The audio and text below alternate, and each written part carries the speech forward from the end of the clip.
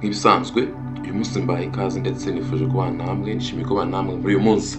Uyu munsi tugiye kurebera hamwe amwe mu mabwirizwa cyangwa se amwe mu mahame wagenderaho kubaka ubukungu bwawe igihe kirambye. Niba nawe wifuza gutera imbere, wifuza kumenya icyo wakora kugira ngo utere imbere, uve ku rwego rumwe ugere ku rundi mu bukungu bw'umutunzi, ntukigura kino kiganiro. Tangira natwe, niba utakora subscribe, kore subscribe kugira ngo he kugira ikiganiro na kimwe kizajya kigucika cyagufasha gutera imbere. Bana natwe. Ikintu cya mbere cyo kumenya ni uko kubaka ubukungu ni urugendo rusaba imyitwarire myiza, igenamigambi ndetse rimwe na rimwe bigasaba amahirwe.